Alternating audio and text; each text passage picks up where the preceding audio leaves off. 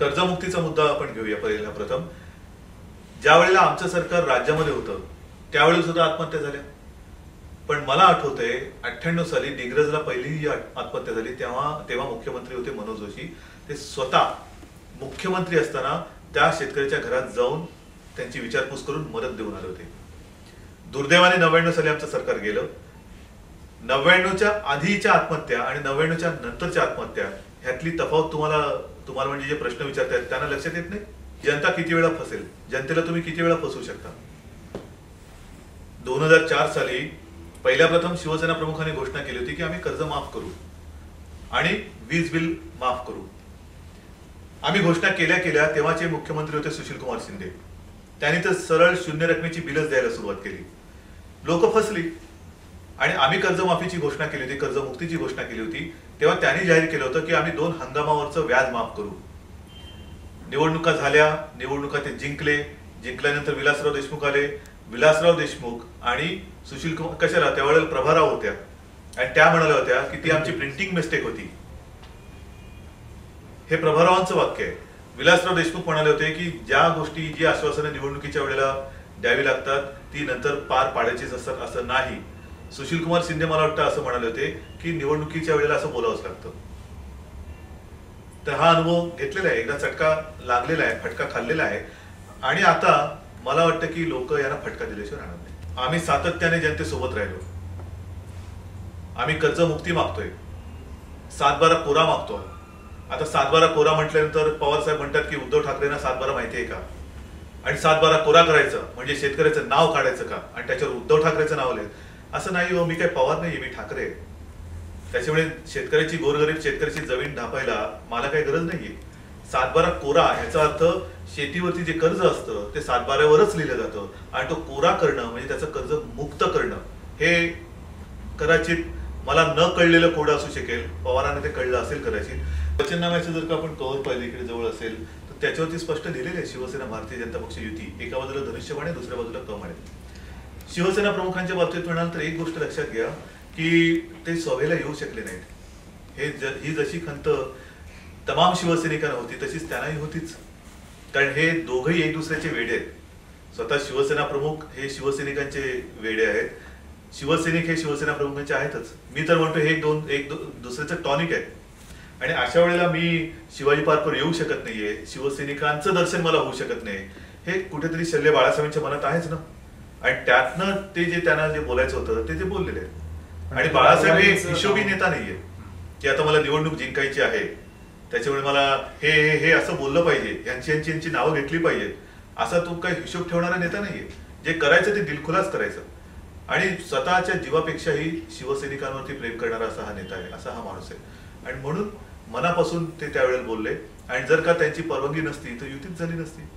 हे दिशाहीन भरकटणं हेच देशाला महाग पडत आले. कोणी कोणाबरोबर तडजोड करायची नीतिमत्ता, सगळे विचार वगैरे कसलाही विचार न करता खुर्चीसाठी एकत्र यायचं, ह्याच्यामुळेच देशाचा घात झालाय. आणि म्हणून शिवसेना आणि भारतीय जनता पक्षाची युती ही आजची कालची नाही, ही 20 वर्षापासून युती चालत आलेली आहे. आपण पाहिलं असाल की अडवाणीजींच्या बाजूला मी बसलो होतो. याचाच अर्थ असा की दुसरी पिढी पण युतीमध्ये आता एकत्र येऊन पुढे चालले. पवार साहेब काही म्हणत, ते कुठे असतील ते त्यांना आता पण कळत नाहीये. मुद्दा असा येतो की आता देशाला समर्थ आणि मजबूत सरकार कोण देऊ शकेल. आज मी तुम्हाला प्रश्न विचारतो, देशाचा नेता कोण? एक तरी नाव आपल्या डोळ्यासमोर येतं का की हा माझा देश आहे, स्वतंत्र आहे आणि हा माणूस, ही व्यक्ती, ही महिला असेल, हे कोण पुरुष आहेत, हे माझ्या देशाचे नेते आहेत. असं एकही नाव आपल्या डोळ्यासमोर येत नाही. फक्त अडवाणीजी हे एकच नाव आपल्या डोळ्यासमोर येतं की ज्यांना अजून पंतप्रधान पदाची संधी मिळाली नाहीये आणि गेले अनेक वर्ष ते राजकारणात एक ध्येय, एक उद्दिष्ट घेऊन पुढे चाललेले आहेत. आणि म्हणून आम्ही भाजप सोबत आहोत ते विचाराने आहोत. केवळ ज्या वेळेला आम्ही एकत्र आलो तेव्हा खुर्चीचं स्वप्न पण नव्हतं. भाजपचे 2 खासदार होते फक्त. आज पंतप्रधान पदाची, एकदा पंतप्रधान पद आमच्या युतीकडे आलं होतं, आज पुन्हा स्वप्न बघतोय. पण ज्या वेळेला भाजपचे 2च खासदार होते तेव्हापासूनची आमची युती आहे. यावेळीची निवडणूक ही बऱ्याच वर्षानंतर मतदारसंघाची पुनर्रचना करून होणारी निवडणूक आहे.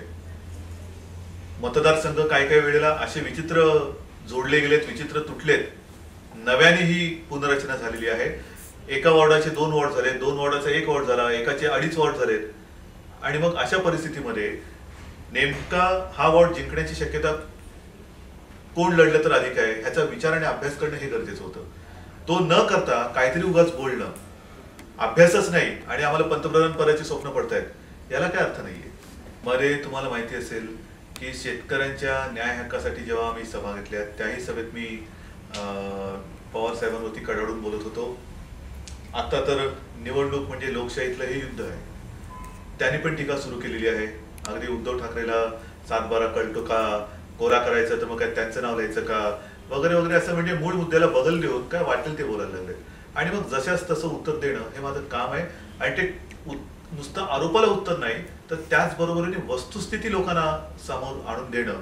जसं उदाहरणार्थ कर्ज माफ झाले असं म्हणतात, अजून माझ्याकडे एकही असा शेतकरी आलेला नाही की त्याने सांगितलं की माझं कर्ज माफ झाले. उद्धव ठाकरेंना 7-12 कळत नाही कळत.